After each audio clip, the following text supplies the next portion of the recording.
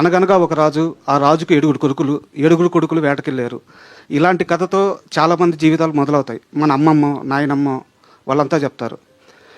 ఇలాంటి ఇప్పుడు మీరు తీసిన ఈ ఫ్యాంటసీ కథలు ఈ తరం పిల్లలకి చెప్పే అమ్మమ్మలో, నాయనమ్మలు లేరు. మన కథలు మన దగ్గర చాలా ఉన్నాయి. మీరు ఒక ఇంటర్వ్యూలో చెప్పారు, ఎంసీయూ కథలు మనకు అవసరం లేదు, మన రాముడి కథలు మనకున్నాయి, మన హనుమంతుడి కథలు మనకున్నాయి అని చెప్పేసి. అంటే లిటరేచర్ పరంగా ఒక చాలా ఇబ్బందికరమైన పరిస్థితులు ఉన్నాయి.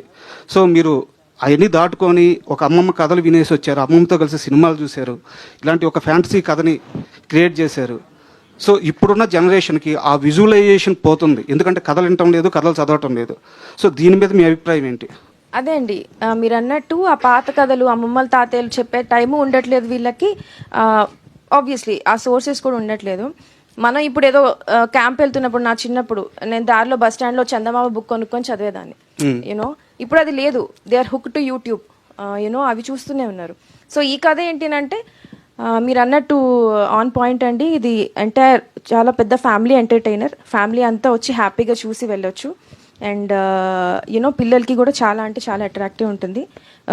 ఆబ్వియస్లీ ఇదేంటంటే అండి, మనకి అనగనగా ఒకప్పుడు ఇలా ఉండేది అనే ఆ అనగనగానే స్టార్ట్ చేయడంలో చాలా మంచి ఫీలింగ్ ఉంది. సో ఈ కథ కూడా అలాంటిదేనండి. It's entirely inspired from the same thing. MCU కథలు వద్దు అని కాదు, అవి కావాలి మనకి చూడడానికి, ఇవి కావాలి. మా మెయిన్ మోటివ్ ఏంటి అని అంటే, ఒక మంచి మన కల్చర్, మన ఫోక్లో రిలేటెడ్ కథ చెప్పాలి. అట్ ద సేమ్ టైం ఇప్పుడున్న వాళ్ళకి అట్రాక్టివ్గా చెప్పాలి.